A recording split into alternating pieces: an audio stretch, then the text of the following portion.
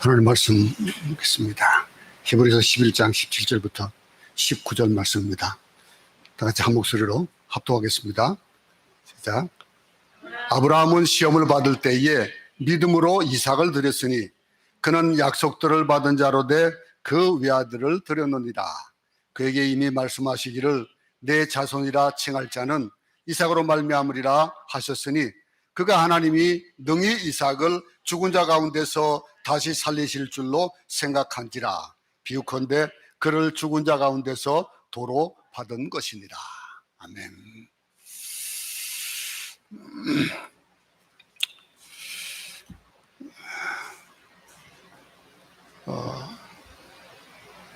이 땅에 참 아주 큰 일들이 몇 가지 있었는데, 특별히 이 필리핀에 1991년에 피나투보 화산이 터졌습니다. 그 화산이 터질 때의 그 상황을 저는 8월 달에 여기를 들어와 봤기 때문에 6월에 터져서 그 상황을 잘 모르지만은 들어왔을 때에 2달 지나서 들어왔을 때에 이 울릉도바 전 지역이 다 완전히 눈같이 이렇게 화산이 쌓여 있었어요. 가지고 그때 당시에 고든이 시장이었는데 그 시장이 얼마나 그걸 빨리 셨는지 그게 아주 기록적으로 인기를 얻는 그런 비결이 되기도 했는데, 집들이 집 위에 모래가 쌓입니다. 화산재가 쌓이니까 집이 어떻게 막 우죽 뭐 소리가 막 나면서 그러면서 이 굉장히 위험한 때가 맞이하게 되는데, 당시에 이동규 선교사가 이 산타모니카에 살고 있었습니다. 그 얘기를 들으니까 막 어쩔 수가 없어요. 집이 막 무너지지. 그러니 지붕에 올라가가지고 화산재를 쓸어내는데 한이 없고 아주 하늘이 까매져 버리니까, 그래가지고 가장 먼저 생각든 것이 야, 빨리 도망가야 되겠다라고 하는 생각. 그래서 아무것도 못 건지고 그냥 제일 중요하다고 여기는 것이 자기는 패스포드였어요.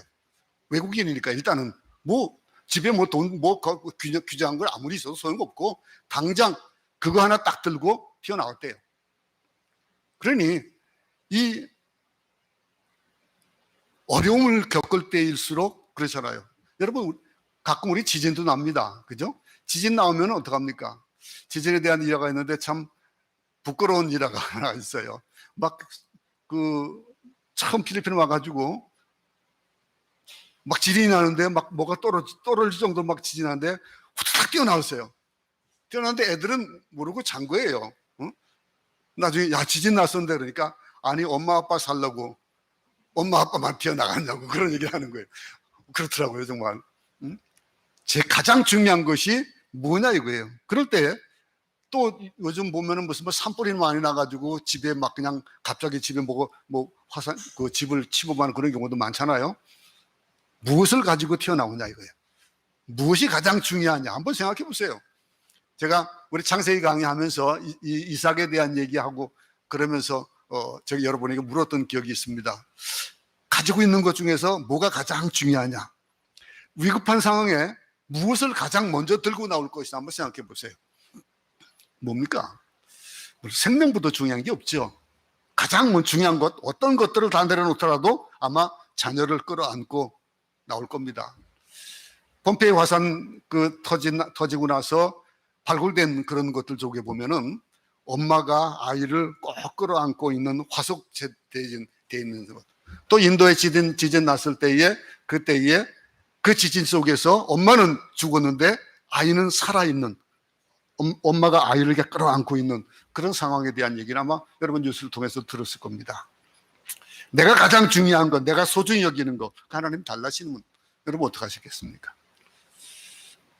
내가 가장 귀하게 여기는 것, 지금 당장 달라시면 어떻게 하실까요? 우리가 예수 그리스도의 십자가 부활에 대한 그런 확신을 가지고 살아가잖아요. 그런 이 확신을 가지고 우리가 날마다 저 높은 곳을 향해서 나아간다라고 하는 찬송을 부르며 살아가는 그들이 그리스도인들입니다. 그 그리스도인들이 붙잡는 것들이 뭐냐? 그리스도인 현재에 약속되어진 그런 미래, 현재에 보이진 않지만은 그 약속되어진 그 미래를 바라보면서 우리가 나아갈 때에 우리가 미래를 갈망하는 이유가 뭡니까? 안 보이는데 어떻게 될지도 모르는데 그것을 소망하고 있는 것, 우리가 영원한 생명을 얻었다라고 하는 것, 영생에 대한 것들을 우리가 자신하고 살기 때문에 그걸 바라보잖아요.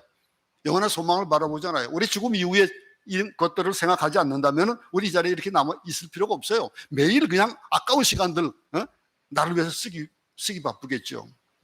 이 자신의 것 중에서 최상의 것을 하나님께 드리고 싶어하는 그러한 자들이 그리스도인들입니다. 그러니 그 삶에 대한 것들, 또 내가 가지고 있는 소유에 대한 것들, 이런 것들. 근데 결코 그렇게 쉬운 건 아니에요.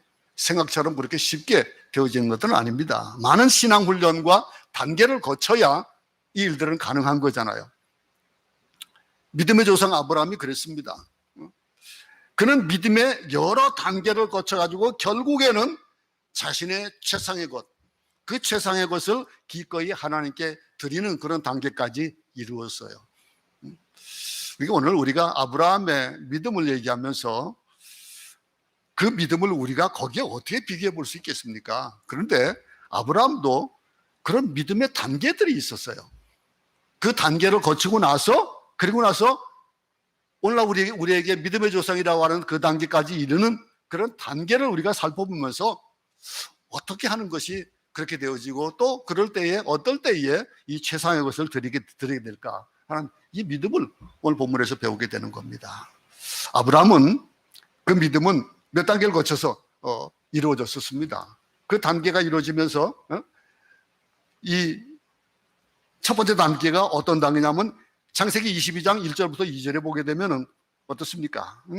창세기 22장 1절부터 2절에 그 일 후에 하나님이 아브라함을 시험하시려고 그를 부르시되 아브라함아 하시니 그가 이르되 내가 여기 있나이다. 여호와께서 이르시되 내 아들 내 사랑하는 독자 이삭을 데리고 모리아 땅으로 가서 내가 내게 일러준 한 산 거기서 그를 번제로 드리라. 이 말씀을 하고 있는 거예요. 이거는 뭘까요? 시험이에요. 이 아브라함이 받았던 첫 번째 단계, 몇 단계를 거쳐서 성장하는데 이 첫 번째가 믿음의 시련을 받는 그런 단계가 있어요. 우리 모두도 있습니다. 처음 신앙을 가졌던 사람, 첫사랑을 참 잊어버리기 쉬울 만한 그러한 일들로 인하여서 우리를 시험하는 경우도 있어요. 하나님의 약속으로 받은 아들, 그것도 100세에 얻은 독자예요. 근데 그 독자, 한창 귀엽게 자라고 있을 그를 그냥 하나님 앞에 드리라라고 하는 그것으로 끝나는 게 아니고 번제로 드리래요. 참. 1절을 보면은 하나님 아브라함에게 무엇을 주시기 위해서 온 게 아닙니다. 뭐라고 오셨습니까? 빼앗기 위해서 오셨어요. 하나님 빼앗아요. 줬다고 뺏는 것. 이 모두 다 주었기 때문에 이제는 빼앗아 보는 거예요. 하나님이 빼앗아 보는 겁니다. 아브라함을 시험하시려고 오셨다 이렇게 표현하고 있습니다. 테스트는 굉장히 중요하죠.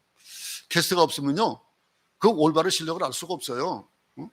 여러분 만약에 지금 이렇게 우리가 삶을 살다 보면은 어떤 테스트가 없으면, 어떤 어려움이 없으면 그 어려움 속에서 내가 어떤 신앙, 얼마나 그것을 헤쳐나갈 수 있는 능력이 있는가를 잘 몰라요. 우리 선교지에 처음 와가지고 신학교 할 때 신학교의 학생들이 참 마음대로 그렇게 잘 따라주질 않아요. 잘 되어지지가 않아요. 우리가 나 같으면은 그러면 하나님의 은혜를 받아가지고 신학을 하고 공부를 하고 같으면 막 열심히 할 것 같은데 잘 안 되는 거예요. 그 수준에 잘 쫓아오지는 못해요.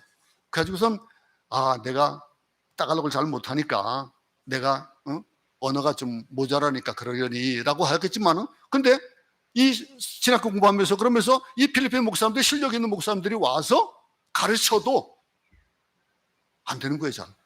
참 이상해요.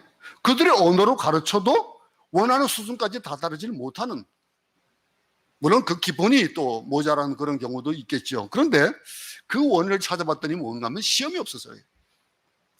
이 필리핀에 아주 좋은, 제가 이제 아이들을 통해서 뭔가 우리는 제 상상하지 못했던 것들이 학교를 가가지고 매일매일 쪽지 시험을 본다는 거예요.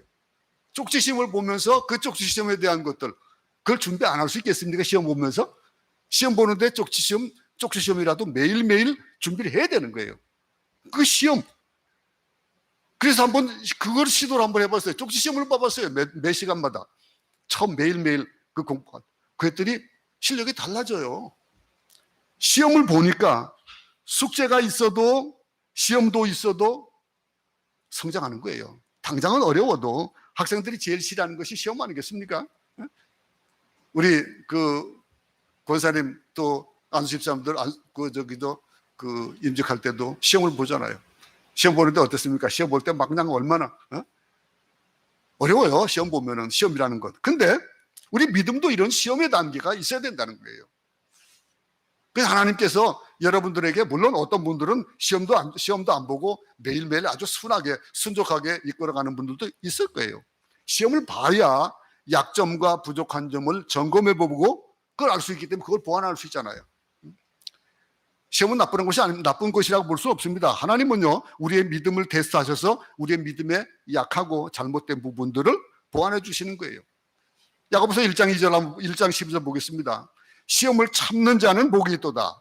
이것에 옳다 인정하심을 받은 후에 주께서 자기를 사랑하는 자들에게 약속하신 생명의 면류관을 얻을 것임이니라. 사람 누구든지 시련을 겪습니다.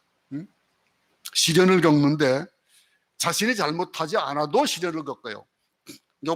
요즘 욥을 우리가 공부합니다마서도 이 욥을 통해서도 그거를 우리는 보잖아요. 그런데 누구든지 참고 견뎌나가야 되는데 참기 어려운 것들, 시련을 통해서 성장하고 그러는 것들을 우리는 아마 개인을 통해서도 알 수 있을 거예요. 시련이 올 때에 그걸 잘 참고 받아들이는 사람들, 그걸 이겨나가는 사람은 복이 있다는 거. 각 사람에게 생명의 면류관이 주어질 것이라고 하는 거. 그 모르는 성도들이 누가 있겠습니까? 오늘 본문에 나오는 이 시험은 뭘까요? 그런 시련이라고보다도 테스트가 되어지는 거예요. 테스트를 한다라고 하는 것. 하나님이 친히 우리를 위하여서 행하시는 것. 1절을 보면 하나님이 아브라함을 테스트하시기 위해서 오셨다라고 하는 거예요. 이 시험하셨다라고 하는 것. 이 성경에는 이삭의 나귀가 기록되지는 않았지만은 대략 우리가 얘기할 때 15세 한 15, 16, 16세 정도 되지 않았을까 그렇게 생각을 합니다. 그렇다면은 한창 사랑스러운 나이잖아요. 그죠? 우리 살아가면서 우리 비슷한 나이에 우리 친구가 저기 있어요. 우리 비슷한 나이에 저런 친구들을 봐도 얼마나 예쁩니까? 지금 참. 근데 얼마나 지금 근데 한창 사랑스럽게 자라고 있는 이삭을 제물로 바치라는 거예요. 그건 앞에서 12장에서 그 창세기 12장에서 고향과 친척 아비집을 떠나라고 하던 그 명령과는 질이 다르잖아요. 차원이 달라잖아요. 그냥 떠나는 정도는 아무나 할 수 있는 거잖아요. 그냥 조금 포기하고 떠날 수 있다라고 하는 거. 근데 세상 무엇보다도 귀한 독자, 100세에 낳은 독자를 번제로 바치라는 그 명령 앞에서 누가 아무렇지도 않게 받아들일 사람 누가 있겠습니까? 이 장면에서 우리가 깊이 생각해 볼 수 있는 것이 만일 이런 명령을 아브라함이 하나님을 처음 만났을 때 그때 신앙 초기에 만났다면 그런 시험을 했다면 얘기를 했다면 어땠을까요? 난 못해요. 당장 못합니다. 그랬을 거 아니겠어요? 그죠? 그런데 하나님은 아브라함이 받아들일 만한 때에 와서 명령하신 거예요. 25년을 기다렸습니다. 기다리고 그리고 아들이 이제 100세에 낳았고 그랬습니다. 그리고 이 나이를 보면 한 15세, 16세 됐으면 벌써 또 그동안 세월이 또 흘렀습니다. 그러면서 믿음이 자라는 그때에 우리가 이 초창기에는 믿음의 초창기에는 뭘 시키면은 못합니다. 그럴 수 있어요. 근데 어느 정도 좀 습득이 되어지고 그러면서 어떤 기능이 좀 쌓이고 그러면은 뭘 하게 되면 그럼 해볼게요. 그 한번 될지 안 될지 잘 모르겠지만 한번 해볼게요. 그럴 수 있잖아요. 신앙도 마찬가지예요. 1년이나 2년이 지나면은 처음에는 못하겠다 하지만은 1, 2년 지나서 좀 숙달되어지게 되면은 그걸 해볼게요. 할 수 있다는 거예요. 아들을 죽이라는 명령을 받았을 때에 아브라함의 심정이 어떻겠습니까? 그 심정. 기가 막힌 명령은 아브라함에게 시련의 말씀이에요. 시험하시는 것인데 그것이 시련이에요. 닥쳐오는 것들이. 믿음이 있다 해도 감당하기 어려운 겁니다. 우리 모두 다 마찬가지입니다. 한번 바꿔놓고 한번 생각해 보세요. 하나님의 존재를 의심케 하는 명령이고 믿음의 뿌리를 송두리째 흔드는 그런 명령이에요. 이 명령에 대한 것. 그래서 우리는 믿음에도 시련이 있고 성숙한 신앙인이 되기 위해서 감당할 수 없는 그런 갈등도 겪는다는 거예요. 그걸 통과해야 된다라고 하는 가르침. 우리가 이거 여기서 볼 수가 있는 겁니다. 보통 어떤 욕심 때문에 우리가 죄 짓고 자기가 잘못해서 시련을 겪는 경우가 대부분이에요. 시련은 자기 때문에 겪는 것. 그런데 그걸 생각하지 않고 하나님 왜 그래요? 그런 경우가 참 많거든요. 하나님께서 우리의 믿음을 이 성숙시키시고 연단하기 위해서 시련을 겪게 하실 때가 있어요. 그리고 우리가 잘못한 것을 깨닫게 하시기 위해서 어려움들을 주실 때가 있습니다. 근데 로마서 이 5장 3절부터 4절의 말씀을 우리가 잘 생각해 볼 수 있는 것은 환난은 뭐를 준다고요? 인내를. 환난은 인내를, 인내는 연단을, 연단은 소망을 이루는 줄을 알아라 라고 했잖아요. 그럼 이 그릇이 비어 있는지 차 있는지 겉으로 봐가지고는 불투명하니까 잘 안 보이면 어떡합니까? 할 수 있는 방법은 두드려 보잖아요. 그래서 두드려 봐가지고 이게 찼는지 안 탔는지 알 수 있잖아요. 들어보기도 하고. 그럼 이런 것들, 이럴 때에 우리 믿음이 진짜인지 가짜인지 알기 위해서 두드려 보시는 거예요. 하나님이 건드려 보시는 거예요. 이어서 우리 야고보서 1장 3절 4절 한번 다 같이 한 목소리 읽어보겠습니다. 시작. 그가 이르시되 내년 이맘때 내가 반드시 내게로 돌아오리니 내 아내 사라에게 아들이 있으리이다 하시니 사라가 그 뒤 장막문에서 들었더라. 우리가 야고보 1장 3절 4절을 보게 이제 여기 지금 창세기를 제가 잘못 기록했습니다. 이는 너희의 믿음의 시련이 인내를 만들어낸 줄 너희가 알미라. 인내를 온전히 이루라. 이는 너희로 온전하게 구비하여 조금도 부족함이 없게 하려 하십니다 라고 하는 이 말씀. 믿음의 초기 단계에는요, 시련보다는 눈에 보이는 성취감, 건강, 성공, 만족감 등 이런 것들이 그런 것들을 받는 경우가 참 많습니다. 그러나 믿음의 성숙 단계에 접어들면요, 하나님께서 자꾸 포기하도록 하셔요. 처음에는 우리가 이 믿음을 우리 성장할 때도 마찬가지잖아요. 아이 때는 연한 것, 좀 씹기 좋은 것, 먹기 좋은 것들을 먹이잖아요. 그러면 점점 강한 것을 먹고 그러면서 성장하듯이 믿음에도 마찬가지예요. 믿음의 성숙 단계가 들어가게 하기 위해서 처음에는 주시지만은 주셨던 것들을 걷어가도 보시는 거예요. 걷어가 보시고 그러면서 더 좋은 것 주시고 이거 내 거 아니야 라고 하면 재물도 포기하게 하시고요. 사업이 망하거나 또 열심히 기도했는데도 병을 고치지 못해서 그래서 가족을 잃게 되는 그런 경우도 있어요. 세상적인 성공이나 친구 이런 것들 마지막 순간까지 포기해야 되는 그런 경우들도 있어요. 자기의 분신인 아들까지도 포기하도록 하셔서 믿음의 사람을 만드시는 그런 하나님의 방법, 이런 방법들을 우리는 보게 됩니다. 믿음의 절정에서 하나님은 우리 것은 아무것도 없다, 내 거는 아무것도 없다라고 하는 고백을 할 수 있도록 하시는 그런 단계를 주신다는 거예요. 그러면서 뭐 재물이나 건강이나 명예를 의지하지 않고 오직 하나님만 볼 수 있도록 하시는 그런 일들, 생명을 포함해서 우리의 모든 것이 주의 것이고 하나님의 것을 철저하게 인식하게 만드는 방법이 있다는 거예요. 이런 일들을 겪어보지 않은 분들도 있을 것이고 겪어본 분들도 있을 겁니다. 근데 예수님은 누가복음에 아무든지 나를 따라오려거든 자기를 부인하고 날마다 자기 십자가를 지고 쫓으라 라고 말씀하셨잖아요. 각자에게 그 십자가의 양은 달라질 겁니다. 그 십자가의 방법은 다르겠습니다만 아브라함에게 있어서 이삭을 번제로 드리는 것은 아마 그에게 가장 힘든 혹독한 시련이었을 겁니다. 어쩌면 아브라함의 인생 전체를 빼앗듯 했을 거예요. 아내가 어떻게 좀 잘못될까 봐 거짓말도 하던 그런 사람이 이렇게 변해가는 겁니다. 자식 문제로 우리가 시련을 겪는다? 그럼 혹시 믿음의 연단과 연관이 있을 수 있다라고 한번 생각해 볼 수 있길 바랍니다. 사부 때문에 어떤 어려움이 있다? 그러면 그것을 통해서 우리에게 믿음을 더 성장하게 하시기 위해서 하시는 일이 아닐까 한번 생각해 보고 원망하거나 불평하지 않는 우리 모두 되기 바랍니다. 시련에 처했을 때 우리가 취해야 될 행동은 하나님을 신뢰하는 겁니다. 믿는다라고 하는 것.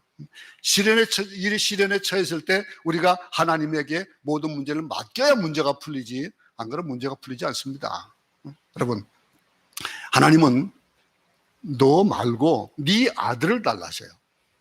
처음에는 너는 네 친척 본토 아버지 집을 떠나라 그러셨는데 이제는 주셨던 것, 최고로 귀하게 여기는 것을 달라고 요구하시는 거예요. 그것도 번제로 달라는 거예요. 이 번제는 뭡니까? 번제는 대속의 의미가 있는 거예요. 그 당시에 이 인신 제사에 대한 것들이 고대 시대에 많이 유행했잖아요. 우리가 제일 알기 쉬운 것이 우리 심청전에서도 알 수 있을 거예요. 심청전에서 아비의 눈을 뜨게 하기 위해 가지고 어떻게 합니까? 심청이가 인당수 물에 빠져 죽는 거예요. 그 빠져 죽음으로 인해서 아버지의 눈을 위해서 자신의 몸을 바치는 이런 것들을 우리가 이 번제를 드린다라고 하는 거, 이 제물을 드린다라고 하는 거, 이 번제는 제물입니다. 이 제물. 한국 교회가 부흥하는 이유가 뭘까요?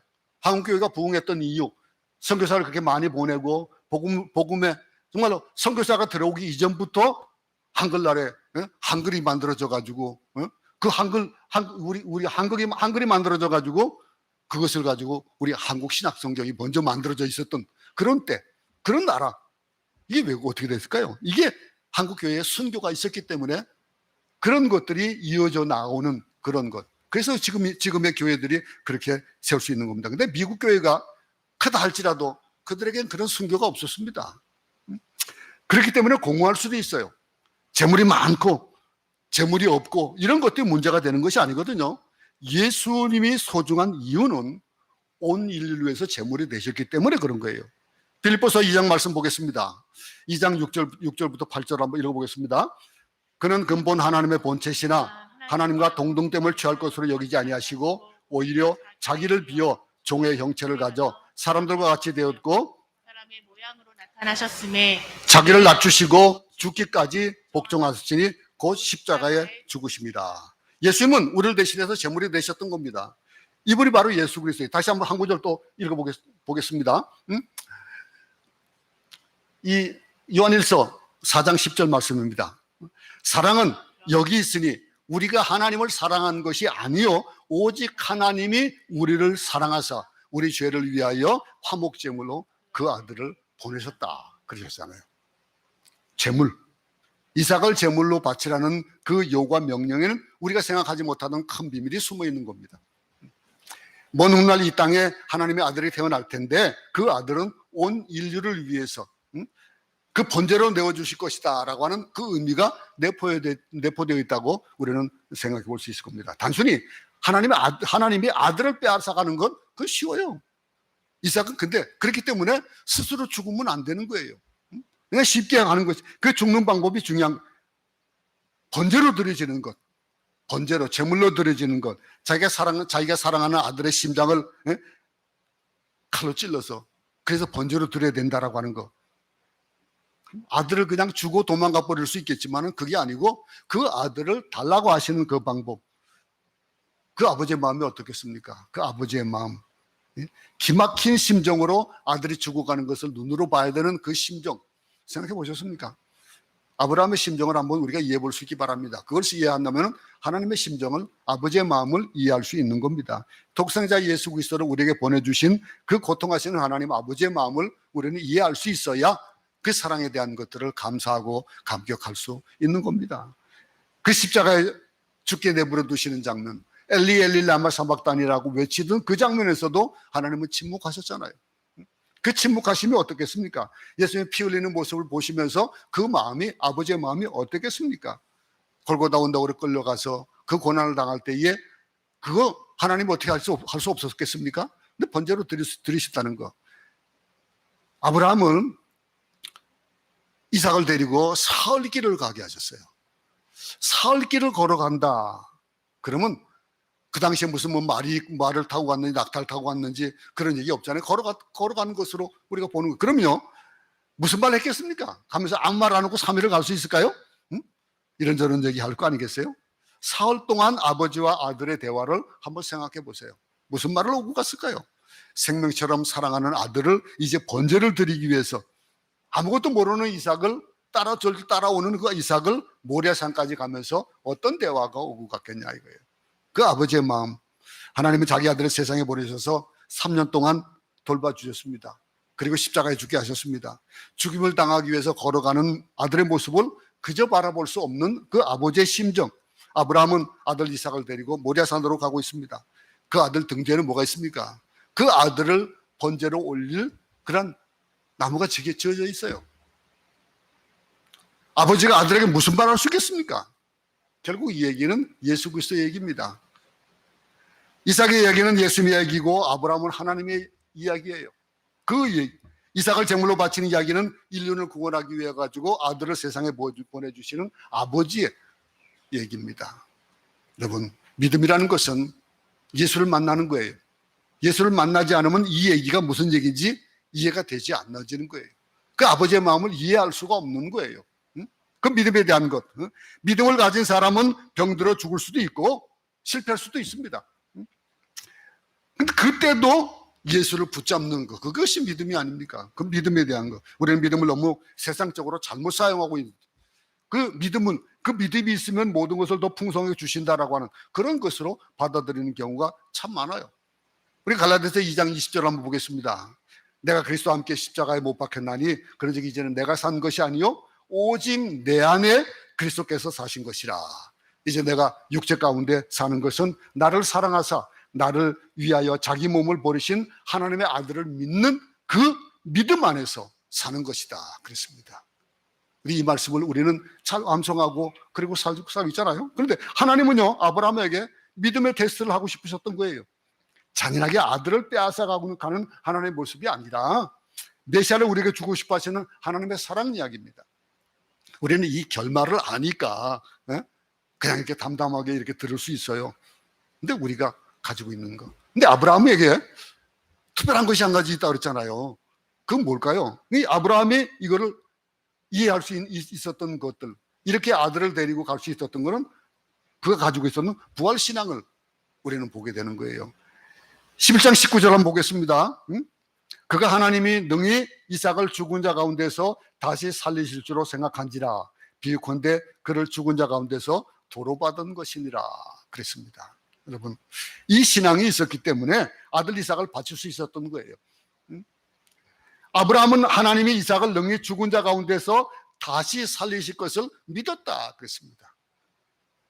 죽은 자를 살리시며 없는 것을 있는 것 같이 부르시는 하나님을 믿었다라고 하는 것. 이 부활신앙을 믿는 거예요. 우리는 얼마나 많은 부활신앙을 가지고 있습니까? 이어서 요한복음 11장 25절부터 26절 말씀 보겠습니다. 나는 부활이요 생명이니 나를 믿는 자는 죽어도 살겠고 무릇 살아서 나를 믿는 자는 어떻게 한다고요?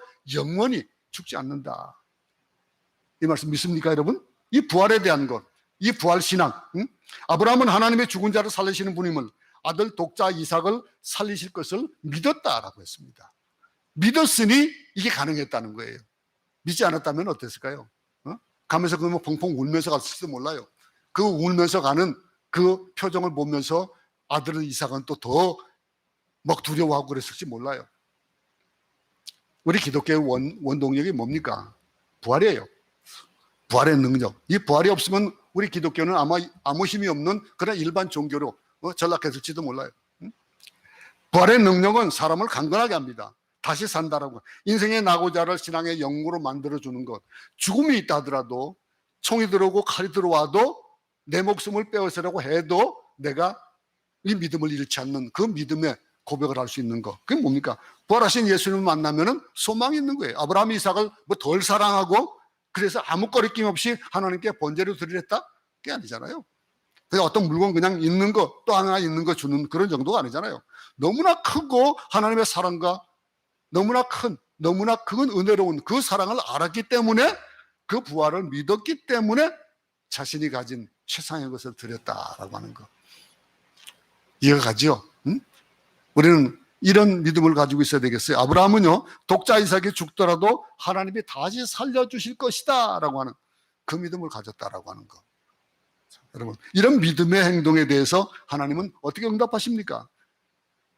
칼로 내리치려 할 때 어떻게 합니까? 아브라함아, 아브라함아, 두 번이나 부르셨습니다. 이게 창세기 22장 12절에 뭐랍니까? 그 아이에게 내 손을 대지 말라. 그에게 아무 일도 하지 말아라. 내가 내 아들, 내 독자까지도 내게 아끼지 않았으니 내가 이제야 내가 하나님을 경외하는 줄을 아노라. 여러분, 우리가 가지고 있는 것, 이 순양을 보내셔가지고 이삭 대신 죽게 하신 그 하나님의 방법, 이삭 대신 죽었던 그 순양이 누굽니까? 뭘 상징합니까? 우리 죄를 위해서 갈보리 언덕 십자가에서 피 흘려 돌아가신 하나님의 어린 양 예수 그리스도입니다. 여러분, 예수님보다 더 큰 것은 없습니다. 우리 삶 가운데 무엇을 크고 무엇을 귀중하게 여기는지 모르겠지만은 우리가 가지고 있는 이 믿음에 대한 거, 하나님은 나에게 예수 그리스도를 주셨는데 내가 하나님께 무엇을 못 드리냐라고 하는 것. 내 삶을, 내 청춘을 다 바쳐도 하나 아깝지 않다라고 하는 것. 이런 것들을 고백할 수 있어야 될 겁니다. 부활신을 가진 사람은요, 하나님을 위해서 어떤 희생도 감당하는 겁니다. 아브라함이 가지고 있었던 그 믿음의 단계를 또 하나 보겠습니다.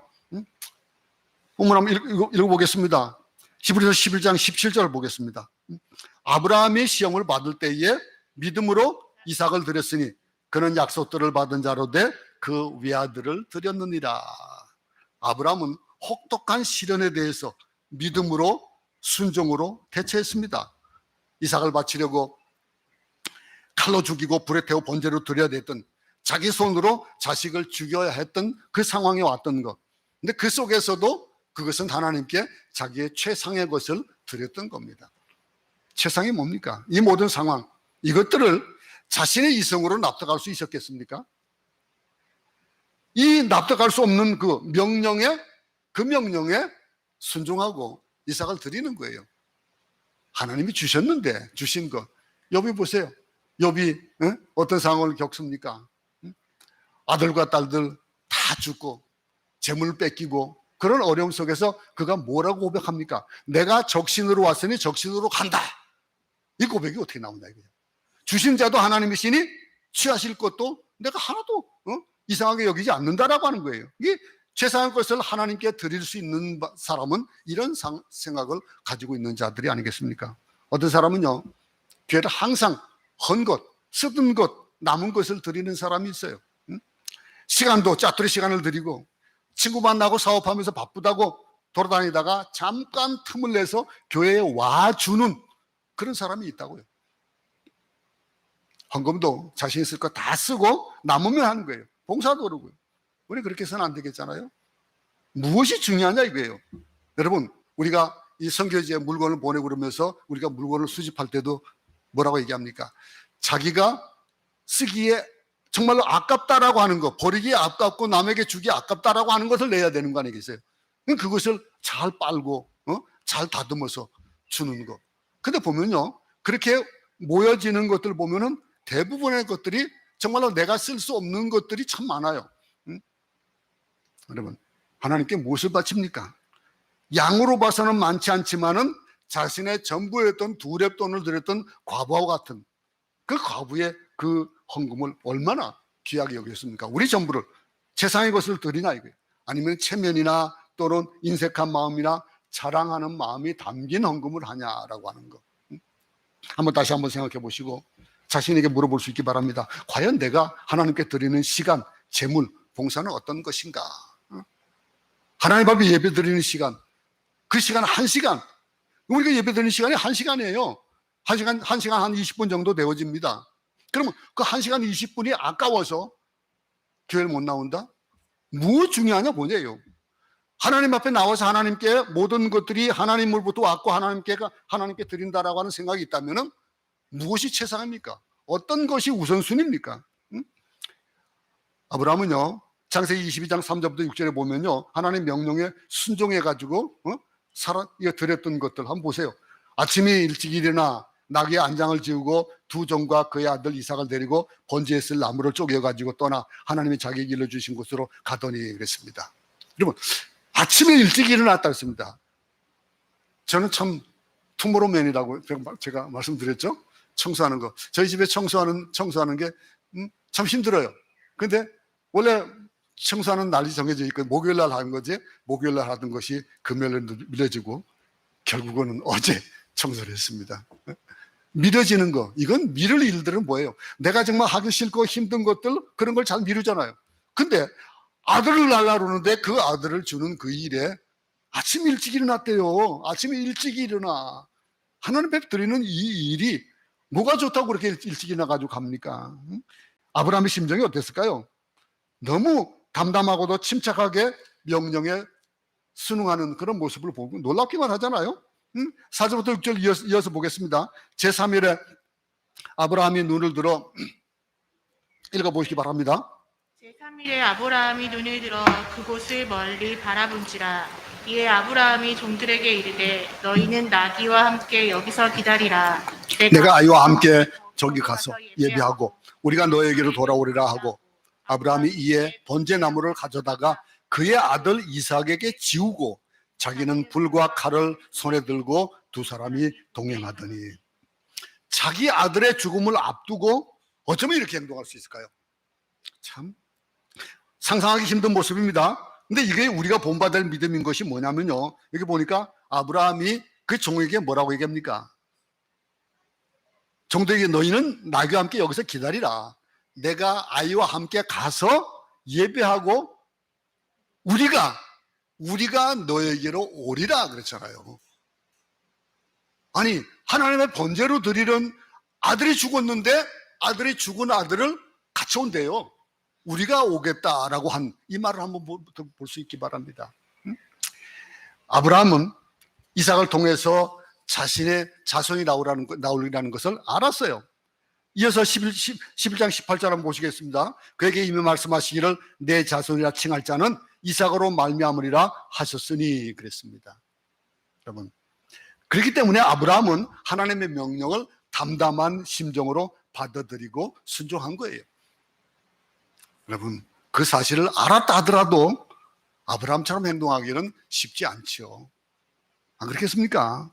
그가 취한 태도는요, 보통 사람으로는 도저히 이해할 수 없는 것이고, 그가 부활신앙을 믿었고 하나님이 다시 살리실 걸 믿었기 때문에 우리가 다시 돌아온다고 그랬잖아요. 그런 믿음, 이게 믿음의 세 번째 단계입니다. 어떤 상황, 어떤 환경에도 불구하고 자신의 가진 것들을 그 중에서 최상의 것을 드리는 것, 이렇게 대표적으로 사는 그 사람들이 아마 그 가운데 뭐 선교사들이 그럴 겁니다. 여러분 잘 아는 선교사들 중에서 위클리프 성경 번역회라는 것 아시죠? 그 위클리프 성경 번역 선교회는요, 박사가 그 안에 120여 명이 있습니다. 다 언어학 박사들, 최상의 사람들이 그 일을 위해서 자기의 모든 것을 내려놓고 왔어요. 시간이나 재물이나 그 11조 정도가 아니고 온 생애를 하나님에 바친 자, 그런 사람들. 그들이 뭐 어디 가면은 대학 교수 뭐 봉급 못 받고 뭐 그냥 그렇게 어렵게 살 수 있겠습니까? 선교지 가가지고 그 고생할 정도로 돈을 못 벌겠습니까? 어떻겠습니까?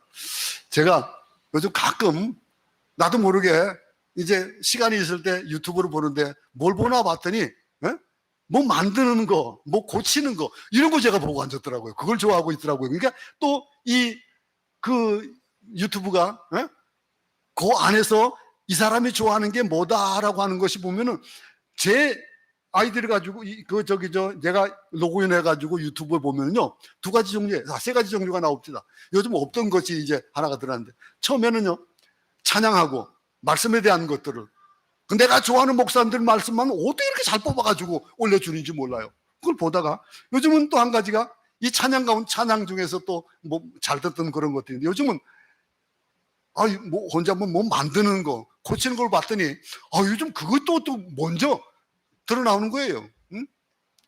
여러분, 제가 제 아내가 이제 아빠가 요즘 뭐 고치는 거 이런 거 보더라 그렇게 하니까 아빠는 그런 거 했어도 잘했을 거예요. 제가 뭐 먹고 살기가 좀 뭐 어려웠을까요? 뭐 안 그랬을 것 같아요. 제가 봐도 뭐 할 수 있는 것들이 많이 있으니 뭐가 먹고 사는데 뭐 지장이 없었을 것 같아요. 그래서 목사가 돼가지고 선교사가 돼서 30년을 선교 중에 있습니다. 우리가 그 위클리프 선교의 사람이라든가 이 선교사들, 이 평생 오지에서 가난하게 살면서 복음을 전하는 그런 자, 뭐 때문일까요? 자기 생애에 최상의 것을 드리는 거예요. 여러분, 제가 커피를 좋아하잖아요. 원두커피를 먹기 시작한 거는 한 30년 정도 됐습니다. 근데 처음에는 그냥 브루드 커피 기계에다가 그냥 넣어가지고 그 브루딩 해가지고 하는 그런 커피를 먹었는데, 그러다가 원두를 사다가 이제 드리핑 하는 것을 먹기 시작 따지면 한 20년 된 것 같아요. 그러다가 한 뭐 15년 전인가 언제쯤에 그 원로 목사님 사모님이 커피 볶는 기계를 사주셔가지고 커피를 집에서 볶아 먹고 합니다. 드리핑 하는 거. 제가 20년 동안에 노하우를 팁을 하나 알려드릴게요. 가장 맛있는 커피가 뭔지 알아요? 물론 커피의 종류라든가 또 로스팅하는 방법이라든가 이런 방법에 대한 것들이 있을 수 있어요. 그런데 그 중에서도 그것 가지고 최상의 맛을 낼 수 있는 건 뭔지 아세요? 드리핑할 때 보통 커피를 1인분이 한 25g에서 한 30g을 씁니다. 근데 저희는 아침에 제 아내하고 둘이서 먹을 때 60g을 그 커피를 갈아요. 그 분쇄도에 따라 다르겠지만은 그것을 집어넣고 그 저울을 가지고 재면서 합니다. 그러면 처음에 뜸을 들이기 위해 가지고 한 30g, 30ml 정도, g하고 뭐 밀리리터는 똑같으니까 30 정도를 부어서 커피를 적십니다. 그러면 빵도 같이 이렇게 쭉 올라와요. 근데 올라오는 중에서 밑으로 적셔지고 떨어지는 것들이 있어요. 그게 한 10에서 한 20mg 정도 돼요. 그거 최고 맛있습니다. 아주 최고 맛있어요. 그래도 그 최고 맛있는 거를 어떻게 하는 줄 알아요? 제 아내가 저하고 살면서 그렇게 커피를 그렇게 제가 좋아하는데도 불구하고 커피 맛은 몰라요. 응? 근데 커피를 좋아하지 않아요. 그래가지고 처음에 어떤 요 최고 맛있는 거 요거 한번 먹어보라 이거예요. 먹어보면은 그래도 요즘 커피 맛을 좀 알아요. 그래서 무엇이 맛있는지 알아요. 어제도 우리 권사님들하고 커피를 마시는데 맛이 어제 조금 그랬잖아요. 근데 이것이 그 컵 드리핑하는 게 한 2분 30초 이상이 지나게 되면은 텁텁한 맛이 되어 나와요.